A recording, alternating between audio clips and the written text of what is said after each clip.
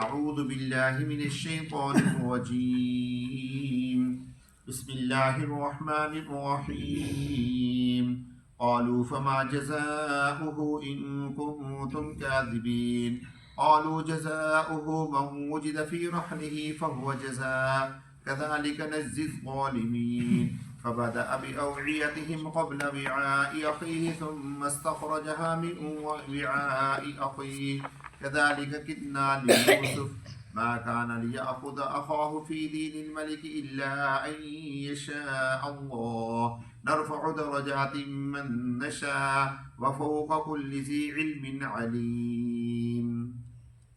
اللہ تبارک و تعالیٰ ارشاد فرماتے ہیں قالو، انہوں نے کہا، یہ بادشاہ کے جو فرستادہ تھے، کارندے تھے، جو پولیس یا فوج تھی، جب انہوں نے حضرت یوسف علیہ السلام کے بھائیوں کو پکڑا اور انہوں نے کہا یوسف علیہ السلام کے بھائیوں نے کہ ہمارے پاس کچھ نہیں ہے، ہم جھوٹ نہیں بول رہے، اب انہوں نے آگے سے کہا قالو فما جزاؤہ ان کنتم کاذبین، انہوں نے کہا کیا بدلہ ہے اس کا، کیا سزا ہے اس کی، ان کنتم کاذبین، اگر تم جھوٹے ہو۔ قالو، انہوں نے کہا جزاؤہ، اس کی سزا، من، وہ شخص پایا گیا جس کے کجاوے میں، فہو جزاؤہ، پس وہ شخص ہی اس کی سزا ہے۔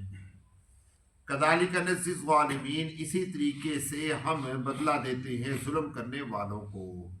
فبدأ بأوعیتہم، پس انہوں نے ابتدا کی ان کے برتنوں سے، قبل وعاء اخیہ، یوسف علیہ السلام کے بھائی کے برتن سے پہلے، ثم استخرجہا، پھر نکالا اس کو ان کے بھائی کے برتن سے، کذالک کدنا لیوسف، اسی طریقے سے ہم نے تدبیر کی یوسف کے لیے، ما کان لیأخذ اخاہ فی دین الملک، نہیں تھے وہ کہ لے وہ اپنے بھائی کو بادشاہ کے دین میں، الا ان یشاء اللہ، مگر یہ کہ اللہ چاہیے، نرفع درجات من نشاء، ہم بلند کر دیتے ہیں درجات جس کے چاہتے ہیں، وفوق کل ذی علم علیم، اور ہر علم والے کے اوپر ایک علم والا ہے۔ میں دوستو، یہ تھا ان آیات مبارکہ کا ترجمہ۔ جب حضرت یوسف علیہ السلام کے سپاہیوں نے ان کے بھائیوں کو پکڑ لیا، گرفتار کر لیا، اور ان سے کہا کہ بادشاہ کا برتن گم ہو گیا ہے اور ہم اس کو تلاش کرتے پھر رہے ہیں، ڈھونڈتے پھر رہے ہیں، تو یوسف علیہ السلام کے بھائیوں نے کہا کہ آپ جانتے ہیں کہ ہم انبیاء کی اولاد میں سے ہیں، ہم ایسے نہیں ہیں، ہم تو غلہ لینے کے لیے آئے تھے، مصر میں ہم کوئی فساد پھیلانے یا جھگڑا کرنے کے لیے نہیں آئے تھے۔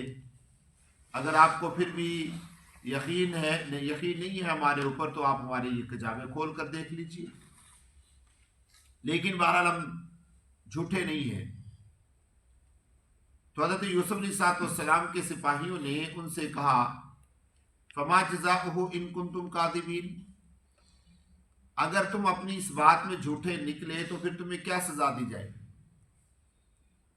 برتن پکڑا گیا، برتن مل گیا، تم لوگ اپنی بات میں جھوٹے نکل آئے، تو پھر تمہاری کیا سزا ہونی چاہیے؟ آپ ذرا جانتے ہیں جب تفتیش ہوتی ہے تو اسی طریقے سے سخت باتیں کی جاتی ہیں تاکہ اگلے آدمی کو شک نہ ہو کہ معاملہ کیا ہے۔ اچھا، اس زمانے میں بادشاہ جو تھا، چونکہ حضرت یوسف علیہ السلام بادشاہ بنے تھے، اور اس سے پہلے جو بادشاہ تھا اس کا نام تھا ولید بن ریان۔ اس وقت مصر میں یہ قانون تھا کہ جو آدمی کسی کی چوری کرتا تھا، اگر وہ چوری پکڑی جاتی تھی تو وہ چور جو ہوتا تھا وہ مالک کا اس چوری کے بدلے میں غلام بن جاتا تھا۔ ہماری شریعت میں کیا ہے کہ اگر کوئی شخص چوری کرے اور اس کی چوری پکڑی جائے تو کیا کیا جائے گا؟ اس کا ہاتھ کاٹا جائے گا۔ یہ قرآن کا فیصلہ ہے، قانونی فیصلہ ہے، یہ سزا اللہ تبارک و تعالیٰ کی طرف سے ہے۔ اس زمانے میں یہ قانون اور یہ سزا تھی کہ اگر کوئی شخص چوری کرتا اور پکڑا جاتا تو چور جو تھا وہ اس کا کیا بن جاتا تھا؟ غلام بن جاتا تھا۔ تو انہوں نے یاد دہانی کے لیے، یاد کرانے کے لیے کہ تم اس وقت کہاں پر کھڑے ہو، مصر میں کھڑے ہو، کنعان میں نہیں ہو. کنعان کا قانون اور تھا، مصر کا قانون کیا تھا، اور تھا. تو ان سپاہیوں نے حضرت یوسف کے بھائیوں کو یاد کروایا کہ تم اس وقت مصر میں ہو اور مصر کا قانون تمہیں یاد ہے. اس لیے کہا فما جزاؤہ ان کنتم کاذبین، کیا سزا ہوگی اس آدمی کی جس نے چوری کی ہے اگر تم اپنی بات میں جھوٹے ہو. تو انہوں نے آگے سے کہا کہ ہاں ہمیں مصر کا قانون پتہ ہے کہ مصر میں یہ سزا دی جاتی ہے کہ جو آدمی چوری کرتا ہے، چوری کرنے والے کو اس آدمی کا غلام بنا دیا جاتا ہے جس آدمی کی چوری ہوتی ہے. اللہ رب العزت نے اس انداز میں تذکرہ فرمایا قالوا جزاؤہ من وجد فی رحلہ فہو جزاء.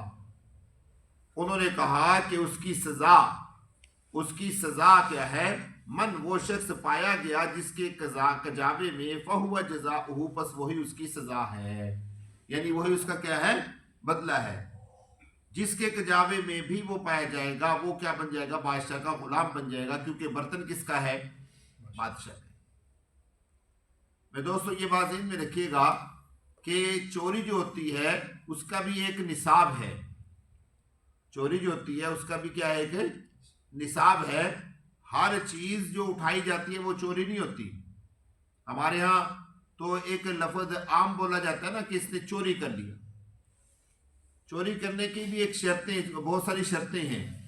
ان میں سے ایک شرط یہ ہے کہ کم از کم وہ چیز 10 درہم کی ہو. اگر وہ چیز 10 درہم سے کم کی ہے تو وہ چوری میں شامل ہے. مثال کے طور پہ ایک آدمی نے کوئی چیز اٹھا لی اور اس کی قیمت کتنی ہے، 5 درہم ہے، تو شریعت کہتی ہے کہ یہ چوری نہیں ہے. ایسی چوری پر اس کا ہاتھ نہیں کاٹا جائے گا. اگر اس کی قیمت 9 درہم بھی ہے تو بھی اس کا ہاتھ نہیں کاٹا جائے گا، کیونکہ شریعت اس کو چوری شمار نہیں کرتی. اسی طریقے سے ایک آدمی نے کوئی چیز اپنے پاس رکھی اور سو گیا. ایک آدمی نے، یہاں مسجد ہے جیسے عمومی جگہ ہے، ایک آدمی نے اپنے پاس وہ چیز رکھ دی، وہ 1 لاکھ روپے کی چیز تھی اور سو گیا، اور کوئی آدمی آتا اٹھا کر چلا جاتا ہے اور وہ پکڑا جاتا ہے تو وہ چور نہیں ہوگا، وہ چوری نہیں سمجھی جائے گی، کیونکہ اس چوری کے لیے ضروری ہے کہ اس کو اس کی حفاظت کے اندر رکھا جائے. ایک آدمی کسی عمومی جگہ کے اوپر رکھ دیتا ہے، مثال کے طور پہ مسافر خانے کے اندر رکھ کے کوئی بیگ اپنا رکھ کے ادھر ادھر ہو جاتا ہے، پیچھے سے کوئی آدمی چوری کر کے چلا جاتا ہے، تو قانون کہتا ہے کہ یہ چوری نہیں ہے. بات سمجھا رہی ہے آپ؟ کیا ہوگا پھر؟ ہاں، اب سوال یہ ہے کہ یہ کیا ہوگا. اب ذمہ داری پہلے اس سے پوچھا جائے گا کہ بھئی تو نے یہ رکھ کے ادھر ادھر تو کیوں ہوا.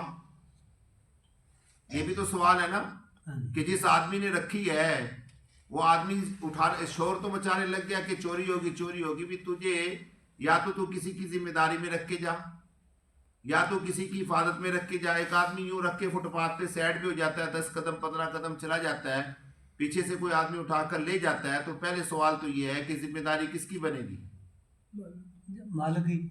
پھر مالک سے پوچھو نا بھی یہ کیا ہوگا. اب مالک سے پوچھیں کہ یہ کیا ہوگا، کہ مالک صاحب آپ رکھ کے کیوں گئے. ہاں، یہیں پر اگر کوئی آدمی کھڑا ہے، یہیں پر کوئی آدمی کھڑا ہے اور کوئی آدمی آتا ہے اس کا مال اٹھا کر لے جاتا ہے، تو اب یہ چوری نہیں بلکہ کیا بن جائے گی، یہ ڈکیتی بن جائے گی. اور ڈکیتی کی جو سزا ہے وہ چوری سے بھی کیا ہے، زیادہ ہے. تو حضرت یوسف علیہ السلام کے زمانے میں چوری کی جو سزا ہوتی تھی وہ یہ تھی کہ چور کو اس کے بدلے میں دے دیا جاتا تھا. اب ہوا یہی کہ حضرت یوسف علیہ السلام کے بھائیوں کا جس وقت وہ کجاوے کھولے گئے، وہ سامان الٹا گیا، تو وہ برتن کہاں سے نکلا، چھوٹے بھائی بنیامین کے کجاوے میں سے نکلا. اور مزے کی بات یہ ہے کہ انہوں نے اس طریقے سے نہیں ڈھونڈا کہ سب سے پہلے بنیامین کے برتن کو کھولا تاکہ ان کو شک نہ ہو، بلکہ انہوں نے بڑے بھائی جو تھے ان کے کجاووں کو کھولنا شروع کیا. اور مزے کی بات یہ ہے کہ جس وقت وہ کجاوے کھول رہے تھے ایک بھائی کا کجاوا کھولا اس میں سے کچھ نہیں ملا، دوسرے کا کھولا کچھ نہیں ملا، تیسرے کا کھولا کچھ نہیں ملا، تو وہ ساتھ ساتھ یہ بھی کہہ رہے تھے استغفر اللہ، ہم نے ان کے اوپر ویسے ہی شک کیا، ہم نے اس کے اوپر ویسے ہی شک کیا، تاکہ ان کو بالکل کسی بھی قسم کا کوئی شک نہ گزرے، کوئی بھنک نہ لگے۔ بات سمجھ آ رہی ہے؟ اور بھائی بھی وہ کہہ رہے تھے کہ بھائی جان دیکھ لو، آپ حضرات کے سامنے یہ حالات ہیں، ہم تو بالکل چوری کرنے والے نہیں ہیں، آپ حضرات دیکھ لیں۔ جب آخری اس کے اوپر پہنچے نا بنیامین کے کجاوے میں، تو وہ بھائی کہنے لگے کہ اب اس کا آپ کیا چیک کریں گے، یہ تو چھوٹا ہے، کیا آپ اس کو دیکھیں گے؟ انہوں نے کہا نہیں، دیکھنا تو ہم نے سارا ہے کیونکہ ہمیں حکم ہے۔ تو جس وقت بنیامین کا کجاوا کھولا تو اس کے اندر سے وہ برتن نکل آیا۔ اللہ تبارک و تعالیٰ فرماتے ہیں فَبَدَأَ بِأَوْعِيَتِهِمْ۔ اچھا، اللہ رب العزت نے ایک لفظ بولا ہے جو ہمارے بہت سارے سوالوں کا جواب بنتا ہے، بہت سارے سوالوں کا جواب بنتا ہے۔ آپ کے ذہنوں میں بہت سارے سوالات آ رہے ہوں گے، خاص طور پہ ایک سوال تو اس حوالے سے کہ حضرت یوسف علیہ السلام نے یہ کیوں کیا؟ کیا نبی کی شایان نشان ایسا ہے کہ ایک نبی اپنے برتن کو خود ہی اپنے بھائی کے کجاوے میں چھپوائے اور پھر ان کو پکڑوائے، اور ان کو یہ نبی کی شایان نشان نہیں ہے؟ اللہ تبارک و تعالیٰ نے اس کا جواب ایک لفظ بول کر دیا کذالک نجزی الظالمین، اسی طریقے سے ہم بدلہ دیتے ہیں ظلم کرنے والوں کو۔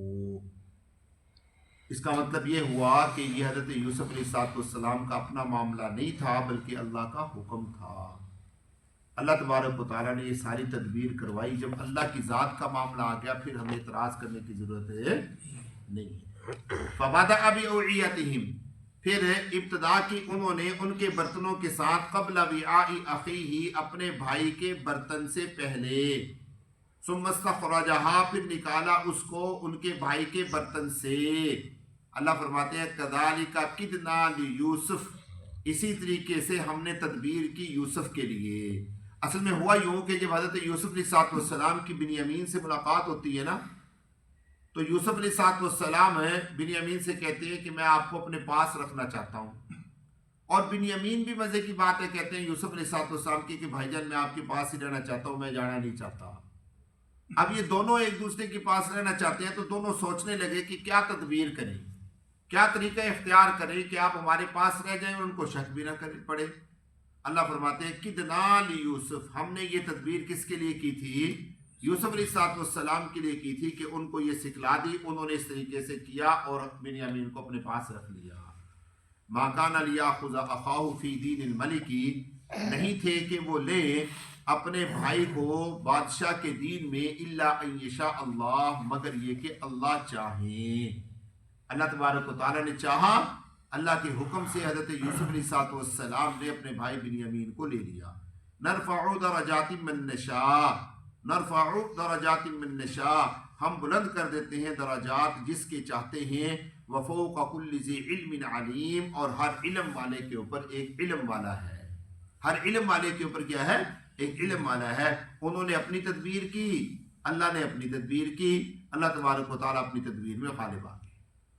میں دوستو، جب چوری پکڑی گئی، اب انہوں نے اپنا اصلی پن دکھلایا۔ کچھ لوگوں کے اصلی پن ہوتے ہیں نا، ویسے تو وہ بڑے میٹھے ہوتے ہیں، بڑے بولنے میں اچھے ہوتے ہیں، لیکن جب ان کے ساتھ کوئی بات کی جاتی ہے تو ان کا اصلی پن کیا ہو جاتا ہے؟ ظاہر ہو جاتا ہے۔ انہوں نے بھی اپنا اصلی پن ظاہر کیا اور کیا کہا؟ ان یسرق فقد سرق اخ له من قبل، انہوں نے کہا کہ اگر اس نے چوری کی ہے، یعنی بنیامین نے چوری کی ہے، فقد سرق، پس تحقیق چوری کی ہے، اخ له من قبل، ان کے بھائی نے اس سے پہلے۔ یہ انشاءاللہ کل کی مجلس میں